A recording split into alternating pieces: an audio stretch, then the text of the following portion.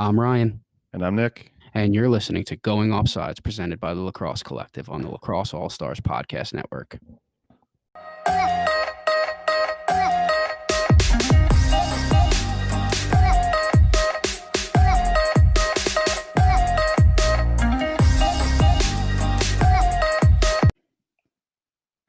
All right, we got a lot to get to today, Ryan. So why don't we start off by talking about the decision by the World Games Association to exclude the Iroquois from their lacrosse tournament in 2022. Yeah, man, this has been something it's been all over the internet and social media over the last week or so. It's definitely it's a polarizing topic because there's just so many people that feel very adamant about having the Iroquois included in this event, and I think that there's a lot of different dynamics. I think the first thing, and Nick, jump in whenever you want, man, but I think the one thing too that if you go back and you kind of look and you see Lyle Thompson, obviously he's really the point person when it comes to the Iroquois Nation. There's so many people that look to him as the leader of that group, and deservedly so. I mean, he's one of the top 5 players in the world, so obviously everybody's going to look to him. He came out and even said it like, this wasn't a decision. I think when everybody thinks of the World Games, they think of the FIL and the traditional World Games that have been going on for the last 40, 50 years, that happen every 4 years. This was a decision, a couple years back, they actually changed their name. So that's no longer known as the World Games. It's like World Lacrosse or Well, whatever no, that is. Go ahead. it's no longer FIL, it's World Lacrosse. Yes, it's World Lacrosse, and it's there was some confusion because I think a lot of people felt like their anger was based towards them, where their set of standards for the actual World Games that you've seen up to this point are completely different than this World Games, which is basically a showpiece tournament for a lot of the sports that aren't in the Olympics yet but are looking to go to the Olympics. So I think there was some confusion with that. That was a decision that wasn't done by the former FIL. This was done by the World Games. But I mean, from my standpoint, I feel really strongly about this, having had the opportunity to coach some people that are part of the Iroquois Nation and played with. I've had teammates that are part of the Iroquois Nation that have played in the World Games. It was such an important aspect of the World Games those all so many years ago that they were included, and the Iroquois Nation was included in the World Games. To have them put a tournament on and really kind of take those next steps to make it a world renowned game, which you can talk about it too, Nick. I mean, in the last 10, 20 years, the World Games have grown so much, but to have a tournament where you're including all of these different countries and to not include the Iroquois Nation, I could definitely see why a lot of people are very upset about it, and it's something that should be addressed. And there needs to be a greater explanation as to why they're not involved, and I think that they should be. It's just, but also too, if you think about it too, this isn't just going to affect them. This is going to affect some people, some countries across the Atlantic as well. So, Nick, what are your thoughts on it? Yeah, so traditionally, when you and I talk about the World Games in terms of lacrosse, we're obviously talking about the World Championships held by FIL, which is every Hmm. 4 years. And the World Games Association, like you said, that's kind of a tryout to get into the Olympics for your event, for your sport. And obviously, Olympics is something that we've been talking about for years. It's always been a hope to get lacrosse back in. Now, a lot of people are torn because, like, they want to change. There's a lot of rule changes that they already did with the Olympic rules for lacrosse. And to clear a couple things up, the World Lacrosse Association, which is the group that runs the World Championships for just lacrosse, they are kind of the advocate, the group pushing and navigating the Olympic path for the entire sport of lacrosse. Okay. And so the Iroquois are a member of World Lacrosse. So that we know. Now the World Games Association, which is holding the World Games in was it Alabama Yes, it's going to be in Alabama. in 2022, they have nothing to do with World Lacrosse to some extent. Now, it's not World Lacrosse's fault that the Iroquois wasn't included in the first place. Some people are putting blame on them because they haven't, or maybe they didn't push back enough or know ahead of time that this was going to happen. Mhm. At the same time, the World Games, they don't understand our sport the way that we do. They don't know that the Iroquois is, or they didn't know. I know that they know now. They didn't really probably understand because they're not lacrosse people that the Iroquois literally created the game. Okay, Mhm. and that they're top three in the world at lacrosse. And it all comes down to this issue that in the US and in Canada, we know exactly who the Iroquois are. You know, we treat them as a sovereign nation. We have treaties and we have all of these things. However, the rest of the world, you know, outside of lacrosse, mind you, outside of lacrosse, the rest of the world probably doesn't care. And Yeah. that's part of the issue. The Olympics is a huge thing. And then lacrosse being part of the Olympics is such a small thing when you think about, you know, the global scale of sport. Like, it doesn't matter to most people in the world that lacrosse is in the Olympics. It matters to us lacrosse fans, but no one else. And then you take that a step further and they look at each individual country or nation. Again, it's just people not understanding. So to move forward, and you know, people did a great job mobilizing on social media, the petitions, tagging everyone, literally annoying the World Games Association to the point where it's like we have to respond. And you know, we made some progress this week in that, you know, the Iroquois Nation has now created or is creating an Olympic committee for themselves to advocate for themselves. They are working with World Lacrosse and they were working with the World Games Association. So now we have all stakeholders working together, and the World Games Association made it clear that they want this situation taken care of sooner than later. So, you know, we're very hopeful that something goes well. You know, the lacrosse community has kind of banded together and said if they can't play, no one should play. And, you know, I like Team Canada's stance or the Canadian lacrosse stance where they said, you know, we want them in. They deserve to be in. They gave us the game. It's a gift. We are going to try to first get them in and make them a part of this before we pursue any type of, you know, boycotting on our end. And I think that's the right approach for now. You know, if we all band together and advocate for the Iroquois, let's start with that before we make these threats of not being a part of the Because event at all. because they could easily call their bluff. Yeah. And you know what? It'll be pretty telling for the whole world because again, some countries really they probably wouldn't care if they don't really understand the history of the game Mhm. and they'd be glad to get a chance to go to the Olympics. While Yeah. as, you know, the North American teams, they obviously do understand this very well and it's a part of the history. So, Well, um listen, it's like, the 1980 Olympics when all the US athletes decided not to go. The Summer Games when Carter said, "Hey, we're not going." But guess what? They still had the Olympics. yeah. Yep. It's But and my last stance on this too, and is like, I hope we're gonna put this on here, and I hope I don't have anybody phone tapping my lines or anything. But granted, it's two different things, the IOC and the World Games and everything like that. But you had a major doping scandal with Russia all those years ago. You said you're not letting these people in to participate in the games, and then you let the Russian athletes in under, a completely different flag. Like there needs to be something done so that we can have the Iroquois Nation in this tournament. Like it's ridiculous. Like you have to yeah. do it. Yeah, and you're not gonna don't BS it and make it under some type of refugee flag or any type No, you know, not just even let them that. in as the Iroquois or don't let them in.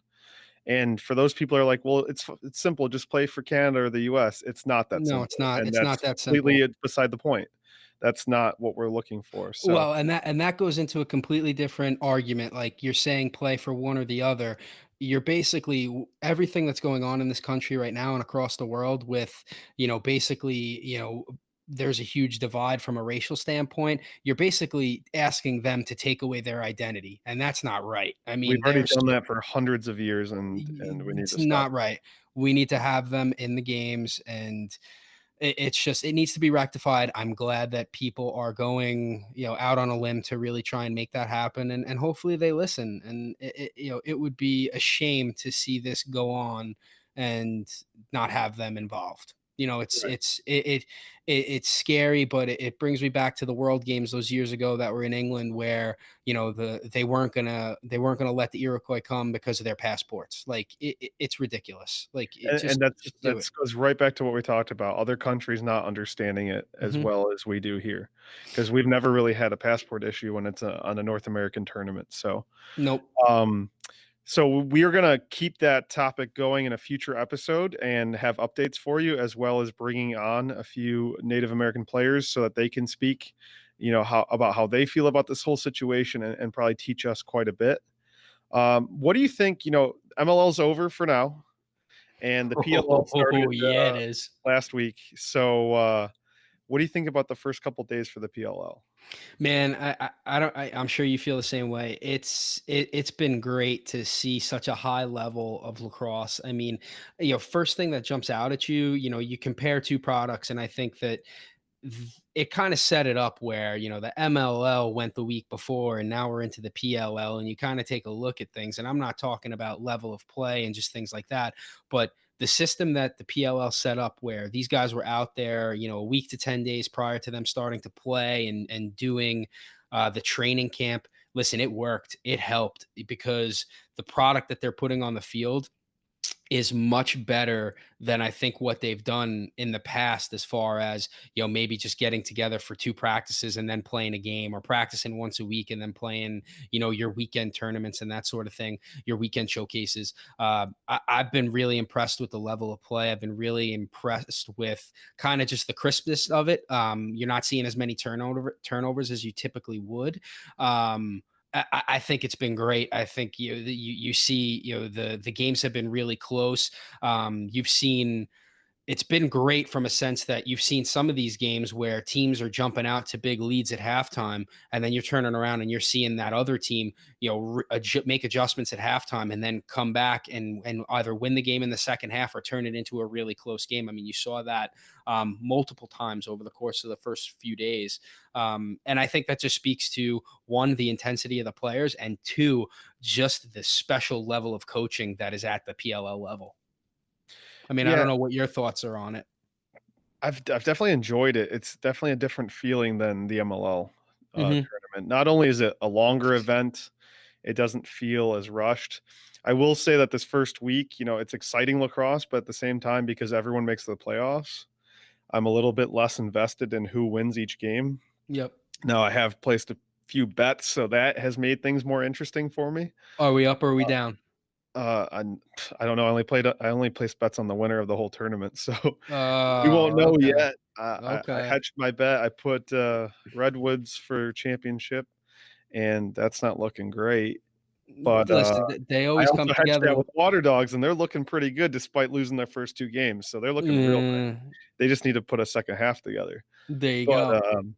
it's been great. I like the rules. You see the rule changes, back to back weeks between the MLL and the PLL. So that's been nice to just see two very different styles of lacrosse, because obviously the PLL field is shorter. Mhm. The game clock is quicker. They literally never stop the clock, it feels like. Yeah. And I found myself, as many people on Twitter had said, it's already halftime. Like, Well, what's going on? Like, this game is flying by. they nailed it on the head, man. It's keeping people invested. It's keeping people's attention, and more importantly, too, they're fitting a game. Like, so if you get a 2 hour slot, it's in and out. It's done by that 2 hours, which is great. They're really doing a good job of keeping to that, and it's definitely helped. And I think that's going to help the PLL moving forward with scheduling issues, like for when obviously we get back to normal, and for I mean, next they season and built the future league around seasons. media, they Yep. built the league around media, and it shows. But to some extent, as a big time lacrosse fan, not a casual fan, a casual fan might not pick up on it. But having watched every MLL game and then watching every PLL game, I kind of wish it wasn't so streamlined a little bit. Like, I Yeah. would like an extra minute or two in each quarter, and just cut your halftime down by a little bit. I just it goes a little too fast for me, and I feel like the team sometimes, granted, it's the style of play, like, you need to fix it or Mhm. find a way to get there. But if you don't come out real fast, or if you can't recover real quick, you'll get buried. Like the I Atlas at the end of last season, yeah, they lost 24-7 to the Archers. Like, you don't have time to fix stuff. yes. It's gotta be done in a second or else you're gone. I would have I agree with you. I would say add a couple minutes to each quarter, Yeah. I think that would help, Or because you're hell, right. keep I 2 mean, 30-minute running halves. Like, honestly, yeah. it ends up being the same thing. Who cares if they switch sides? I personally don't care if they switch Yeah. sides. Who gives a crap?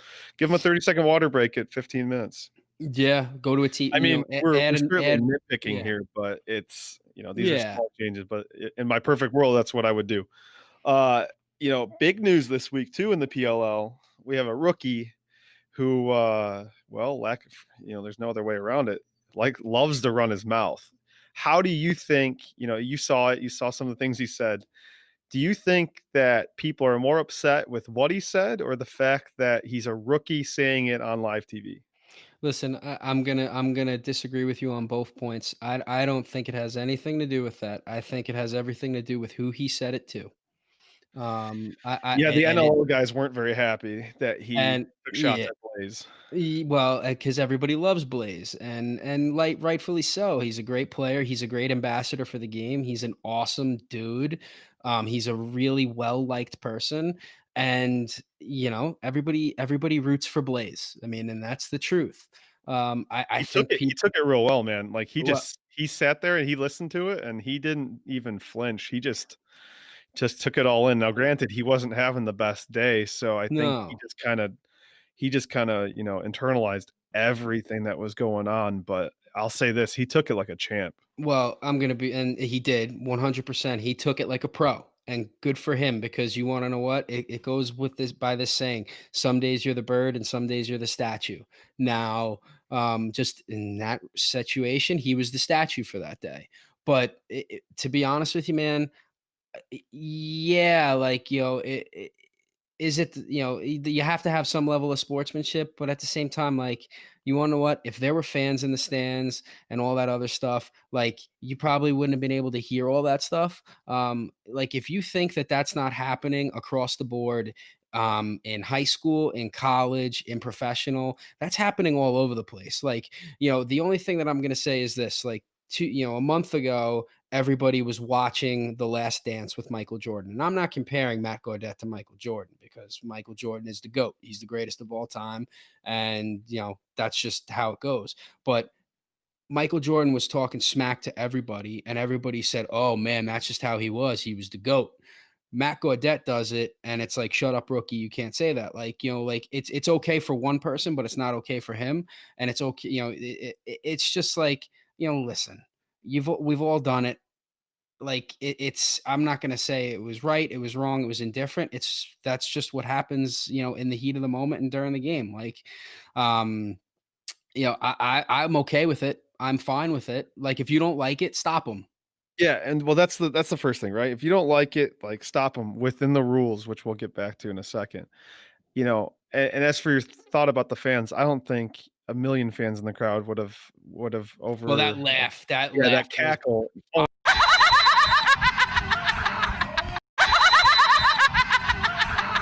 I my thought, god. bro, I thought that was the goal song. I thought his laugh was the goal song. I was like, "Who came up with this goal song? It's brilliant."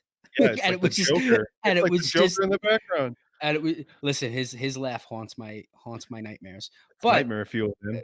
it is nightmare fuel. But also too, shame on you if you're Blaze Reardon's defense. Shame on you. Somebody should have just mushed his face and put him to the ground. But you stood there and did nothing. Yeah, All right? they let him That's do on whatever he you. wanted. That's on you. And here's the other thing about it too. I understand your point that, people weren't okay with it because it was Blaze. Yeah, the pros weren't okay with it because it was Blaze. I don't think the average fan really took that side. They just didn't like hearing it if they weren't used to it. And like a bunch of people were saying, like, this happens everywhere. Even some of the guys on the chaos were like, this does happen all the time, but we just don't like, he had one goal or whatever he had in the first game. Now I will say, I tweeted that Matt Gaudet is a mental terrorist because Mhm. it's working. Yeah. I mean, he basically had Garrett Epple commit assault, as Booker Corrigan would say, that's illegal in 4 counties in Maryland, all 4 counties. So, um, it's wild that they're letting it happen and they're taking so many penalties. Mhm. And I saw another great tweet. Some guy said something like, "It's crazy how you let a guy draw that many penalties for chirping a goalie on a team that isn't yours 3 days ago." Well, Like, that's wild. Just because you have to, like, I don't yeah. know. I don't And know. here's my last point here's my last point on it too. To the casual lacrosse fan, they're and like you said it, like, people are saying like, "Oh, dude, you had 1 goal, like, you need to cut it out." Well, okay, that's somebody who watches the game and just values a person's ability based on goals and assists and points. Mhm.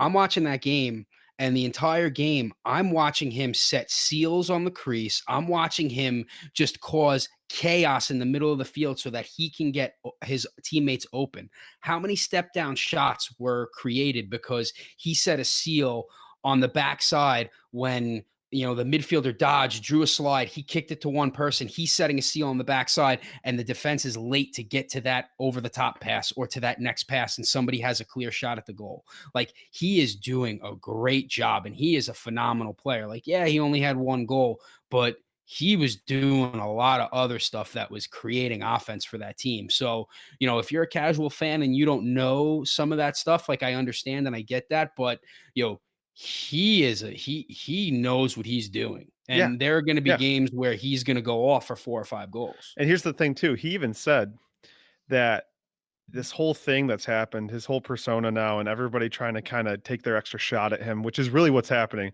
And now Yeah. everyone's trying to get that free shot, most people are looking for legal ones unless you're Apple. Um, he said that he's causing all the slides to be late Mhm. because there's so much more attention on him, and Mhm. Joe Keegs even brought it up, he said he's not wrong. Um, this guy is creating slower slides because or late slides because everybody's paying too much attention to him just because they wanna be the guy that, knocked Gaudet in his ass. So, He's 2020's Farrell. I don't know. Yeah, I mean, to some extent. Well, everybody was talking about him Well, do you last hate year. him because you hate Farrell? No, I love Farrell. You can't Yeah. you can't hate a Long He Island guy. lost, like, 6 faceoffs, and you were ready to crucify him, and then you even texted me, "He's proving me wrong," like, the moment I text you this. Yeah, no doubt. Listen, He won a lot of faceoffs after he that. did, he did. And you wanna know what? That's just my ignorance because, he doesn't fit the mold of your traditional face-off guy. And you wanna know what? I love his game because he mucks it up. He's a tough guy. He's in your face, and it's everything that I love in a player, but for whatever reason, I just, I've had it out for him, but he's Well, I winning think me it's over, man. because you see him struggle with the GB, and, I personally prefer my faceoff guys to be more Nardella than Farrell, but, there's no doubt he's got ability. Here's the reason too. I went to Adelphi, he went to Post. Yeah, yeah, Adelphi exactly. and Post have an issue, so there's that. For But those of you I'm his guy. for those of you not from New York, those are both on Long Island. Alright, so the best new PLL players. Why don't you just give me 2 or 3 of your favorite new guys in the league, and let's go back and forth each guy. All right. I mean, I have a couple. I mean, you can't really disagree. I mean, he's leading the league in points right now. Is Ament. I mean, he's an absolute stud on attack. So I mean, he's the easy one right off the bat. Yeah, Uh, I think he's seamlessly stepped into the PLL, and I think he's now on an offense where, say, there's 5 Mac O'Keefes and not just one of them. So he's going to have a field day for the rest of his time in the PLL. So I'm yeah, really and impressed he's with all him. in the PLL, Yeah, man. Did you see his parents bought a cutout of his dog? Put it in yeah, the it's stands? amazing. That's amazing. It's amazing. So, like, they he's all in. I'll go a different direction. I think Jake Withers has been outstanding. I mean, he's the Stud. first PLL guy ever to hold Baptiste under 50%, Yeah, and stud. somebody can correct me and at me, but I'm pretty sure he didn't win a single clamp. I think his clamp percentage was 0, but the way he counters everything is Yeah, beautiful, and man. I'd love to have Grenlian on here one time just to talk about these counters, but the way And he, this dude works the wings, the hmm way he works the GBs, his exits, everything is it's honestly awesome, and he makes Man, that piece look yeah, unathletic, honestly. he mucks it up too, man. He's tough, man. He's a Nick Myers guy, and it goes back to telling you, like, those grinders, man, those guys, like, those are guys that, as this tournament goes on and as the championship series goes on, man, they're going to be so important to team success. Absolutely. Alright, next one, who you got? Zed Williams, Zeddy Oh, ball man. game. Zed Can't wait to watch Williams, him tonight. Zeddy ball game. That kid is outstanding. And I loved him when he was going from high school to college. And when he went down to UVA, I was always a big Zed Williams fan. I always thought that, his style of play might not necessarily have been the best for, the systems that Virginia ran, but he was still such an absolute stud. And now he's playing in the system. I mean, he's doing so well, man. He can score, he can He's playing for the feed. perfect coach for, Yep. for what he wants to do for his style. I mean, there's no Mhm. doubt about it. Andy or, yeah, Coach Towers he freaking loves these guys with a box background. Mhm. These guys, that play the two-man game, these guys that work the crease, he loves all that stuff, and Zed is perfect for all of the stuff that he wants to do for the Chaos, so, Perfect. yeah, couldn't have been a better guy. I think a Absolutely. huge addition this year has been, Eli Gobrecht, new Yep. depot, moving over from the Outlaws over to the Archers, giving them a nice piece down low to help protect their 2 fabulous goalies that split time. But they really needed someone like him to come in, and obviously they had a guy go home right before the tournament because he failed a COVID test. So it's even speaks even more to like his impact. Yeah. And I'm pretty sure he held Pennell to like almost nothing. Might have had 3 points. I gotta double Yeah. check that. Yeah, he did pretty good. All I know is he did pretty damn good. So that's my next guy for sure. And this is, I'm gonna say this too, and I don't know if you wanna interject and maybe throw somebody in here, but like for me, somebody that he's not really doing much of anything right now, but I think that he's probably the best kept secret, and I think somebody who's gonna absolutely tear it up when he gets his chance is Dylan Ward, man. He's the best goalie in the world, and he's on the bench right now. Yeah, And and you had to and think, I think he was in street clothes if I'm not mistaken during their first game. Otherwise, I would have expected him to go in for Blaze. Yeah, I don't know. I don't recall if he was in street clothes. I know he had a hat on, and I don't think he might not have had his helmet on, but he's somebody that, I mean, What a lu arguably the what a luxury. yeah, you have the best goalie from the PLL last season, and you have arguably the best goalie in the world who listen, eh, I say trade him. We should eh, trade Ward. I'm kidding. he- he- That's an NLL joke. Yeah, I know. But listen, that guy, people only seem to talk about him every time there's a World Games because he averages He's 20 like the saves a TJ game. Oshie of the world Oh my god, championships. he's so good. He's so good.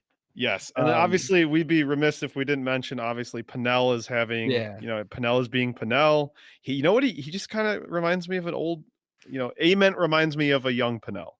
yeah. Just his ability to quarterback from X, but Pennell's been great for the league. But my last choice for one of my favorite new PLO players is Zach Courier. I mean, Oh yeah, I knew you were gonna say that. I I was gonna. think he came into the league as obviously one of the best offensive players in the world, but he's so underrated because of the work he does on the wings. Yeah. And that was one of the things that hurt them the most last night is just not having him out there. And, you know, he has all the offensive ability in the world. He can play some defense, but his wing play is so underrated. He's such a piece for that unit. So, Mhm. hopefully he's okay. Hopefully he comes back. I know he's day to day. They said he cleared concussion protocol. He's just got some upper back, like Yeah. neck stiffness. X So, stuff. hopefully we're good there. But Well, here's my last question, and this is kind of like an off-topic, kind of funny thing, and it is what it is.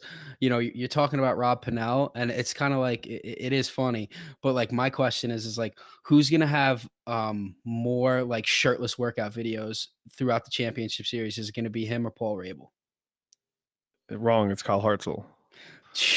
Man, that's the sleeper pick. That's the sleeper pick. Sleeper pick, no way. I don't think the guy owns the shirt when he's outside. Oh my god. All Either right. way, alright, moving on. Uh, MLL roundup. So, I mean, we can go on an entire episode about this, but we've got Miles Silva coming on yeah. a future episode. He'll kinda round up the experience, but, obviously, leading up to Saturday, things were going pretty well. I mean, they had the lacrosse world behind them.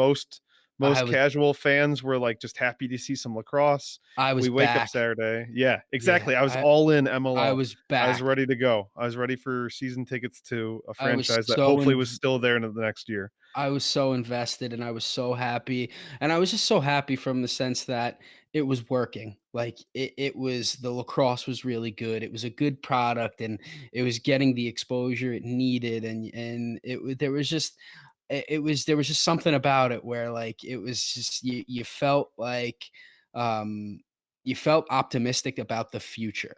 Uh Yeah, and for then the first Saturday time in morning hit. years, I found myself invested in the MLL, okay, and I haven't been invested in years. And not only was I invested, I was excited. I felt good. I Yes. felt like these 6 teams are solid. You Yep. know, we got the Charlotte Hounds possibly coming back next year. Everybody who's anybody in the Midwest is like, "Come on, let's get the Ohio Machine back there for number 8." And, let's roll with it. Let's do it differently, but, like, still do a good product. And we wake up Saturday and we find out that, guys had been leaving the bubble. I had heard some guys, were going home after games because, obviously a lot of those Chesapeake guys live not too far Mhm. from Annapolis. And, we don't have any specific names and we would never share those anyway, but it sucks to have that black eye on Saturday. And then on Sunday, I fully understand them calling it a championship, but for the league to say that teams were forfeiting when, No, you that can't wasn't do really that. the call. No, it wasn't it at all. And then on Sunday, to have a championship, which was really just the semifinal from the night Mhm, before, it's just a tough way to go out after what was honestly such a great start to the week. And we found out later again that the bubble was a little bit of a sham. They yeah, didn't test people as they came in. They just tested for symptoms when they mhm, arrived. Media, I was told that media, as long as they had a negative test, like, anytime 2 weeks before, they were allowed in, and, obviously, you can get it at any moment on the way in, so it's yeah, just tough, and, I still have hope. I still have hope for the MLL in the future.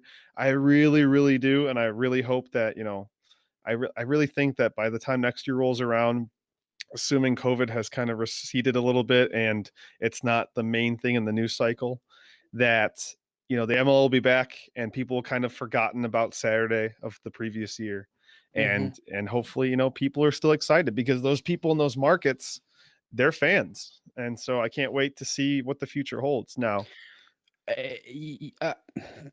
It's very unfortunate, and you're hearing me kinda stutter. It's just I'm kind of at a loss for words because, I don't know the particulars of anything like that, but the same things that you said, I mean, obviously, I heard the same thing too, that people were leaving and people were, maybe doing some things that they shouldn't do.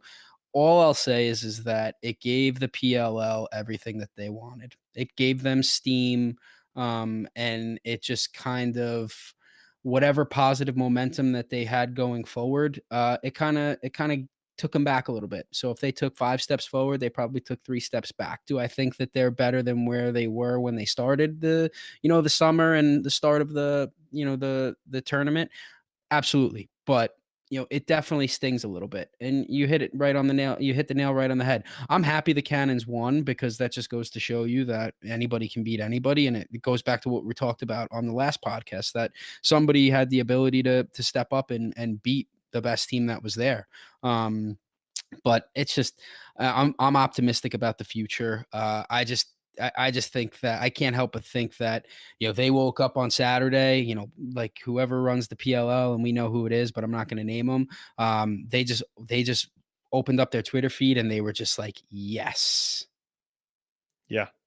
Well, it took only a few minutes from seeing that the MLL had a positive case to seeing stats directly from the PLL about Hmm. how many negative cases they had. And Mhm. so I don't think that those 2 things are a coincidence. No, not at You know all. what? If, the Rabels, they tried to buy the MLL more or less, to dumb it down completely. They tried to buy the MLL. They were told, "No, thanks." They were told a ridiculous price. They moved on. They made what they think is the best possible version of pro lacrosse, and they're out for blood, honestly. They're keep trying to crush the MLL every angle that you look at it, and it's been good because it's been pushing the media team at the MLL. It's been pushing a lot of Mhm. things forward, and I think competition is gonna be ultimately what could save the MLL. Mhm. But at the same time, let's not mince words here. The PLL is out for blood. Yep. There's no other way to say that. It's true. The And sub and the you just subtweeting, the angles that they take, the shots that they take, they're really not necessary or good for the sport, but you know what? It's a competition, they're trying to win it, so, exactly. they're gonna do whatever they gotta do. Now, last point about the whole thing.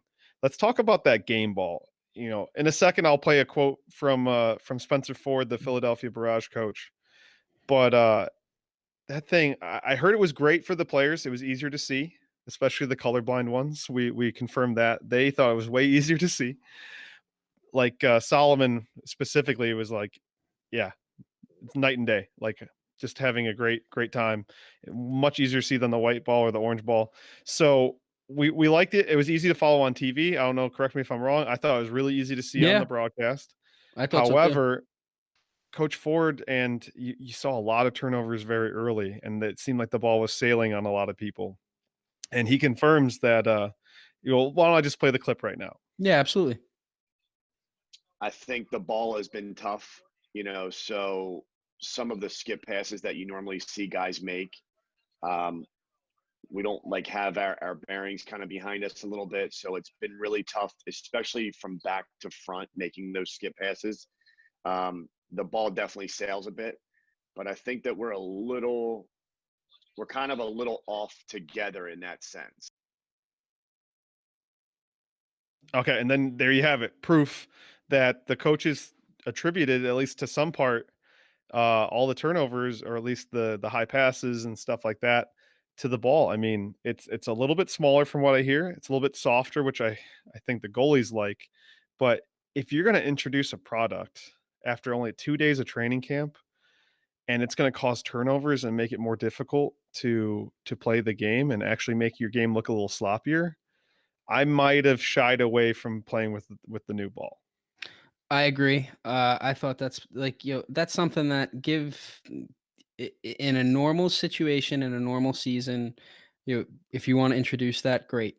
Give them a few months, give them a proper training camp to actually adjust to it.